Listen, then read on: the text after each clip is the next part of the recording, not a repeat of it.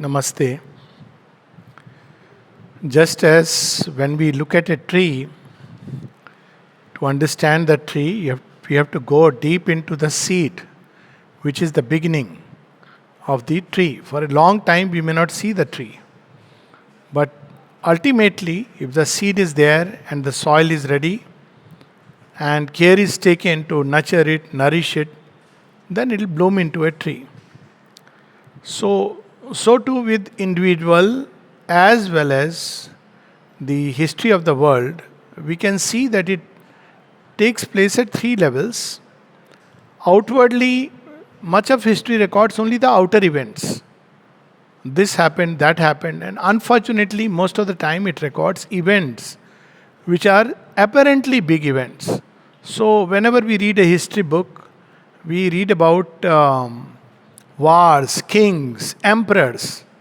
So, history never cares to document what was happening in the heart and mind of the common person. How was he going through life? What was he experiencing? For example, several times, this what I have said that when there was a Mughal invasion, then the British invasion, we read about Lord so and so, and we read about the politicians, we read about all these things. But what was the common person going through? What happened to that anguish? What happened to those inner events? So we have an outer events behind which we have an inner event. Very often through the outer events, the inner events are being developed, which we may not see and understand. Just like when something happens in our outer life, we go through an inner psychological process. For example, the coming of the Mughals and the Western world, it challenged Indian idea, Indian thought, Indian way of life. So the inner event was a lot of inner change, adjustment, adaptation through which one had to go through. Because when life is not challenged, then strangely it doesn't evolve. So it has to go through that challenge. So this is the second level at which things happen. And at the third level, we see that there is a spiritual undercurrent which is running through life. And I can take this simple example.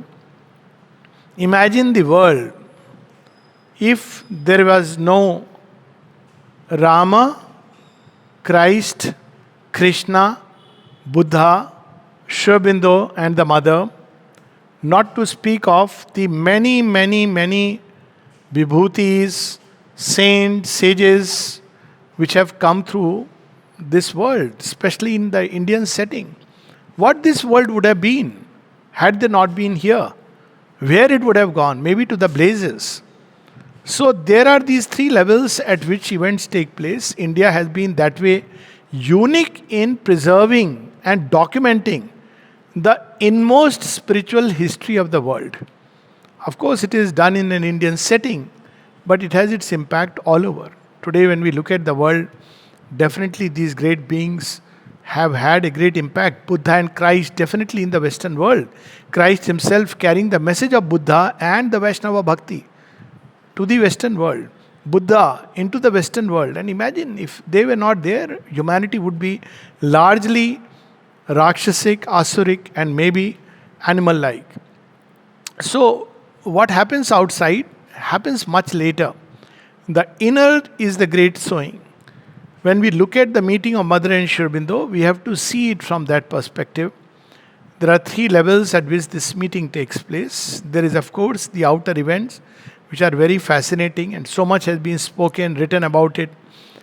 How the mother came for the first time, looking for 1910, the mother got got interested in India after she heard about Sri Aurobindo for the first time. She had seen Sri Aurobindo earlier, but 1910 when she came to know, she wanted to go to the land of her dreams. India was a land of her dreams. She speaks about it. And now she had the occasion and the opportunity. Eventually in 1914 she goes there. The meeting takes place. And then there is a tremendous play of forces of all kinds to prevent their being together. So they have to go through a period of separation.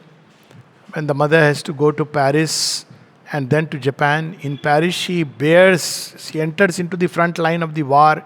She's also managing the war, protecting Paris. There is such interesting experience of the mother, and she has to protect people in Paris. Used to see in France as a white lady or a white light which was circulating over France, trying to protect that area, and eventually it got protected. There are very interesting stories about it.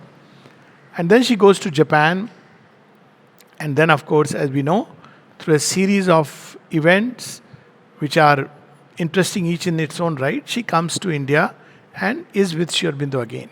So outwardly, these are the facts, but inwardly, through this process, humanity was being prepared for something. As the mother says during the war, there is a very interesting talk of her during the war where she says, through the war, humanity is being prepared for the new creation.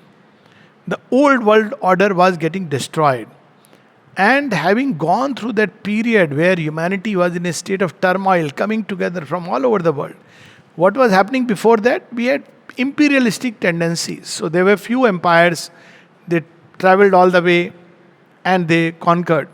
But for the first time, the entire humanity was coming together in two camps, distinct camps. On one side was a camp which believed in stamping its own singular ideology on the world. On the other side, which was a camp which wanted that there should be enough space and room for everything to blossom. So this was the ideology, though outwardly events and circumstances took place. And eventually we know that through the First World War and then through the Second World War, eventually the forces of retrogression. Before that, the single world ideology was winning. If you look at it, every empire stamped its way of life forcibly on whatever it conquered. So we see the Mughal Empire and the Ottoman Empire, the Byzantine Empire, and the many empires, and then the Greeks. So all of them, the Mongols, and then the British, they were imposing a singular ideology upon the world, a way of life which they considered superior. But this war challenged all that, and then a new way of life sprang. Much was destroyed, but it paved the way for the coming of democracy in the real sense. Otherwise, there were few countries which had started, but only as a seed. So this is one offshoot within the being of people, within the consciousness of humanity. Surely there was a cry for peace. Surely there was a cry to understand what life is all about. This sacrifice that took place through the war, the courage, all that went into the making or preparing mankind for the next future. But deep within, even behind all this psychological events taking place which go unnoticed, we see that the coming of Mother and Sri Aurobindo is symbolic at two levels. At one level, because the world was moving towards an age of synthesis. And that was the whole idea. The West coming to India or by West also, let me include the Mughals, everything came from the Western side, apparently to loot. But it went back, looting something else, a priceless treasure, the Gita, the way of life. At least to an extent in the Western world, a seed was sown. We don't know, probably even in the Mughal Empire, we know that there were kings before this extreme things came up. There were kings, early kings, who in the libraries in Syria and other places, though it was a Mughal Empire, still they were having Upanishads, Indian books, and they were trying to translate. We know that even Dara Shikoh, who was killed by his own brother, they were trying to translate. It was not like, okay, this is the only thing. But later on we know what happened, because that whole thing had to be destroyed. Something new had to come up. The world was divided in camps of religion and the entire thing had to go. So at one level, it was the coming together of the best in the West and the best in the East. So when we look at the mother, she represents the quintessence essence of the Western world, not what we understand by the Western world. What we understand by the Western world is De Atma Bodh. You are only centered around the body and the vital. But that's not true. If we look at the deeper strivings of the Western world, it has its own seeking. It has its own moments when it has been had the glimpse of a greater glory. So, this Western world, with its quintessence, where there is a seeking for the divine, at the same time, the Western world which wants everything to take a material shape, the Western world which gives a great importance to humanity and human beings. These are some of the things which are there in the Western world. In India, the divine is all. Human beings are there, but Narayana is, of course, there are many things about human, how to conduct the affair. But in the Western world, largely it is about human, not humanitarianism. But humanity is the God we must worship. The Western world, with its cry for freedom, equality, all seeking a nice fraternity, all seeking their roots where they can come together. So she brought all that. Along with that, all the experiences, spiritual experiences that had accumulated below the dust of the centuries. The mother gathered all of them because she had to now transmute these experiences. On the other hand, we see with Sri Aurobindo all the quintessence, the best, the highest in the East, and what was the ultimate in Indian culture, its deepest strivings, its true nature, all this Sri Aurobindo accumulated in himself. And it's very interesting that he goes to the West and comes back, and he is more Indianized than, or if I may use the word, he brings the Western world and its things and completely adopts an Indian way of life, understanding its deepest sense. The mother is born and brought up in the West, and she comes to India and she Indianizes completely. When we look at the mother's, one of the things which fascinates me is the mother's sari. It may sound very strange, but when you look at the mother in sari, you look at the mother in salwar suit. It's so amazing. What must have gone through her? She was wearing a kimono when she was in Japan. She could have worn anything, but these two dresses come so prominently in front of us when the mother comes. So she got so completely Indianized. So it's the coming together of the West and the East. It is also the coming together of the strivings of the heart and the heights to which the mind could go. So we see in Sri Aurobindo a constant ascension, just like the Vedic rishis, hill after hill was climbed. Whereas in the mother, we see the depths of the heart emerging, gushing forth as love, spreading over all mankind. Love in her was wider than the universe. The whole world could take refuge in her single heart. So we see their coming together symbolically. It is a sign that the world is moving towards a grand synthesis. This idea of two camps, Eastern and Western, are going to go. But they cannot be brought together artificially by simply taking a way of life from here, a way of life from here, and making a patchwork. These strivings will meet if we bring out the best in both, and the best is always spiritual. If we bring that out, then we will see that they come together very beautifully in a very harmonious synthesis. One story which I remember, very interesting, Champaklal ji says that the difference between the way the Western world would approach and the Eastern world would approach. He doesn't use the word Eastern and Western, he says Indian and European. So he says that once mother asked Pavitrada to fix something for which he had to climb on a chair. Now this is a chair which mother used to use. So Pavitrada had no problem. He pulled the chair, he climbed over it. And Champaklalji is looking at it and he says, we in India would never do it. Because for us it's the mother's chair on which mother is sitting. So they have their own sense of the sacred, though it has been lost over time. But in India, we have our own sense of the sacred. And when the two come together and fuse into a harmonious synthesis, because this is where the world is going to move towards the future. And that's what is the truth of Sanatana Dharma, if you really look at it in its deepest sense. Second thing which is very significant, which is of very deep, profound, occult and spiritual significance is, if we really look at the play of the divine, so it's the play ultimately between, here we call it as Purusha and Prakriti, but its highest it is the Ishwar and Shakti. In between we have Brahman and Maya. So Brahman and Maya, Brahman is standing back and Maya is creating forms and names. In Purusha and Prakriti we see very much the similar arrangement.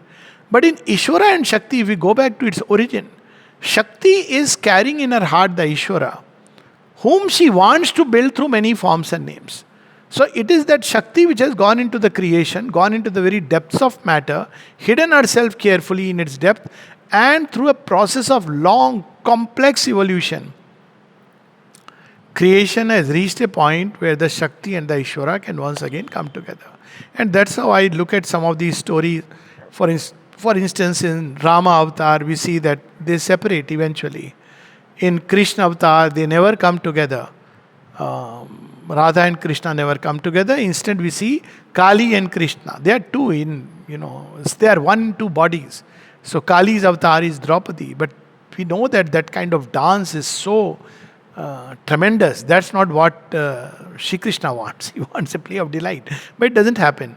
With Buddha and Christ, we don't even find a mention of the feminine, which is there in esoteric Christianity, in esoteric Buddhism, I suppose. It is recognized.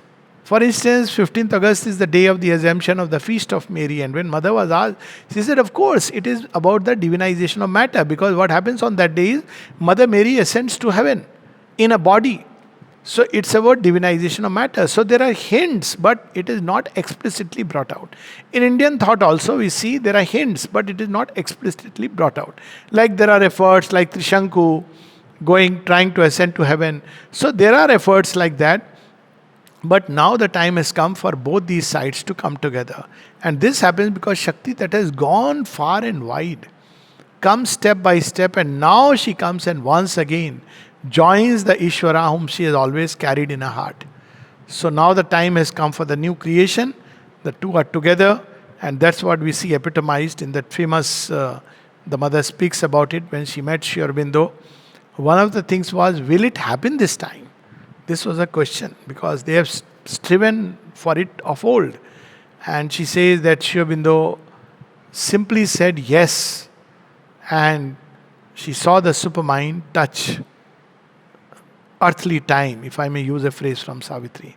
So it descended, touched Sri Aurobindo's body, and it was a sign that the time has come for it to happen.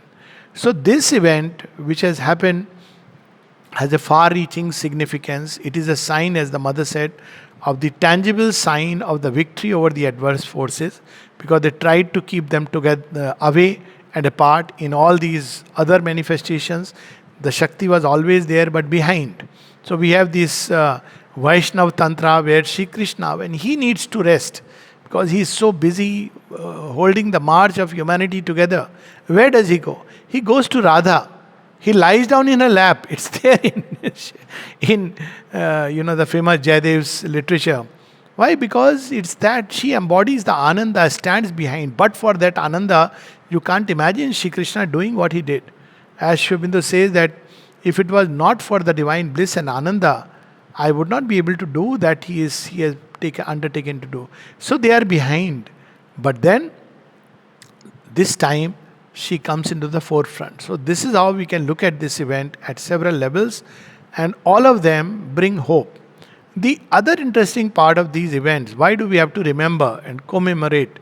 It's to once again inspire ourselves with their life.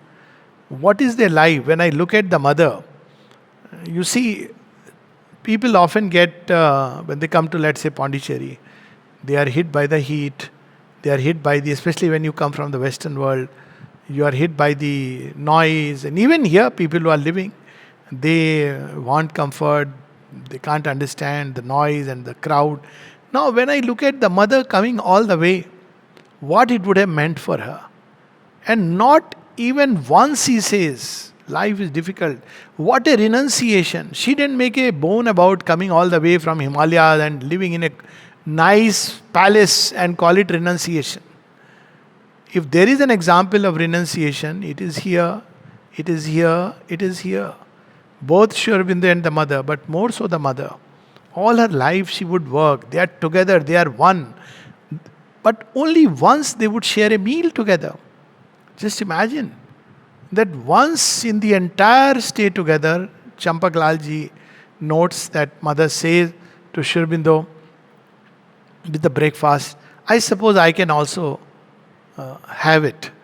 And then she sits and has a toast. This is the kind of sacrifice, tyag and tapasya, which she epitomized.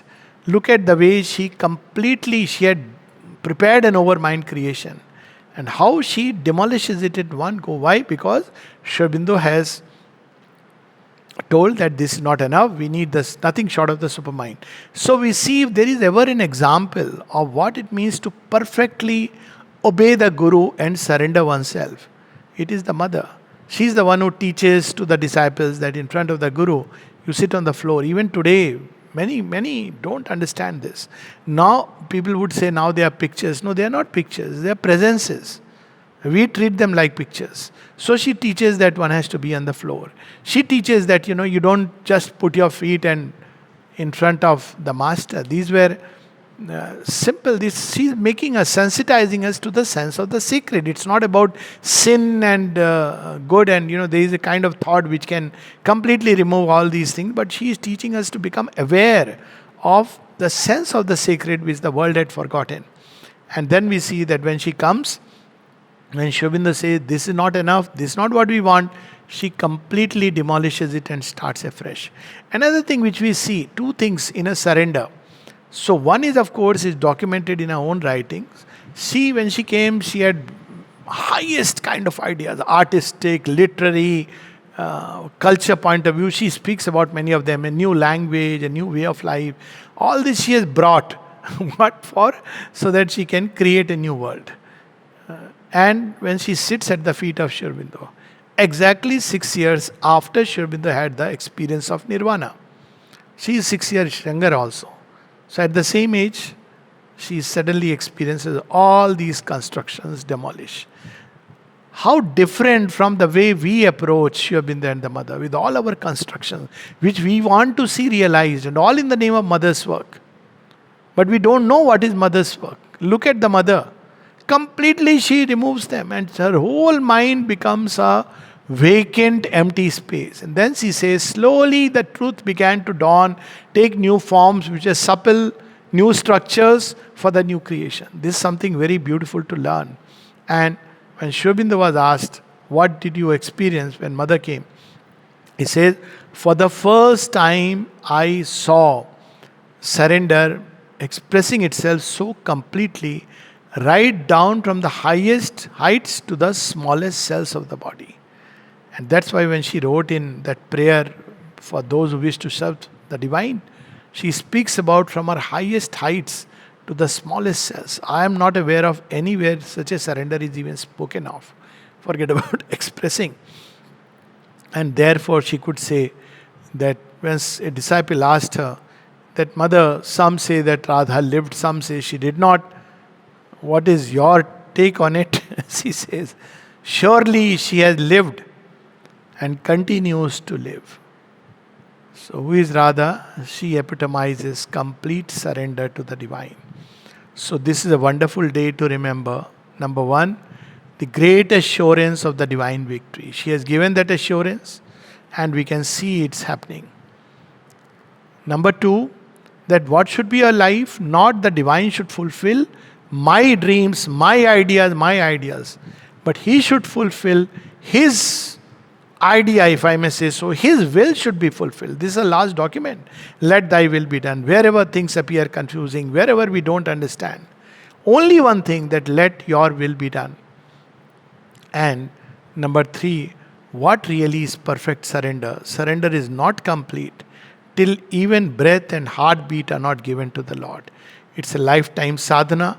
People often ask what sadhana is about. Well, sadhana is about giving oneself and giving oneself completely.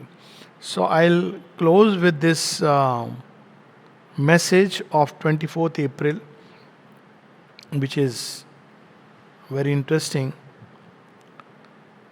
One of the message she gave on 24th April 1956, first time she declares that the supramental world has come. People didn't know. Some people experienced something. They didn't know. Some of them asked. She said yes. But when does she declare? That's why this day is so important, because it is the day when the divine declared that the supermind is here and it's here to stay. No more, it is not touching and going, it's here to stay. So she says, the manifestation of the supramental upon earth is no more a promise but a living fact, a reality. So, promise we see is there. People ask their mother, "What do you mean by promise?" She said, "Don't you know? It has been promised." Because she wrote in a prayer, "The things that are promised shall be fulfilled."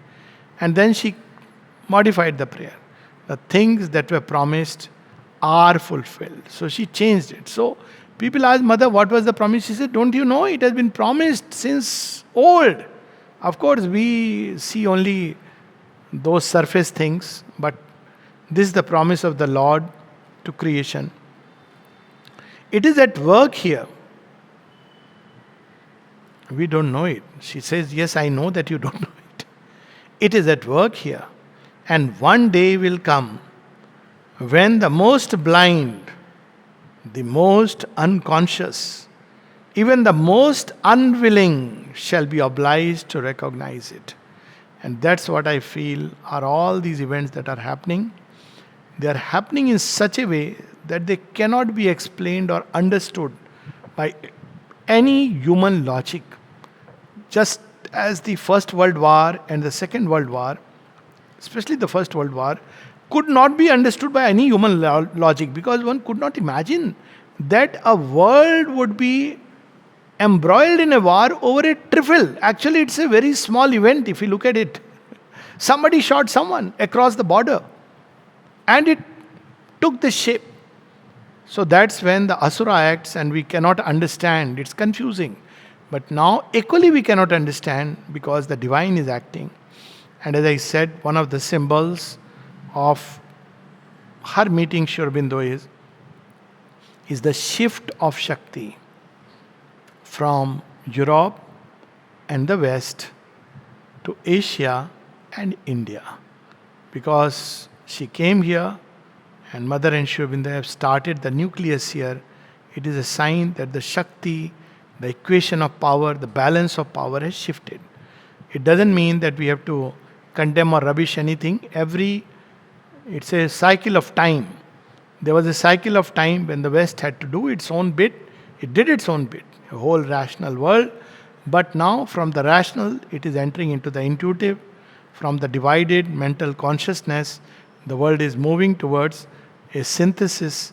And from the age of religions, it is moving towards the new spiritual age of mankind, which will integrate on one side the deepest aspirations of man, which East has given, the longings for the divine; on the other side, wanting to express it in human terms and in material terms.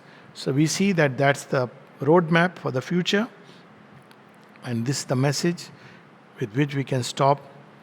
The 24th April 1956, the manifestation of the supramental upon earth is no more a promise, but a living fact, a reality. It is at work here, and one day will come when the most blind, the most unconscious, even the most unwilling shall be obliged to recognize it. Namaste.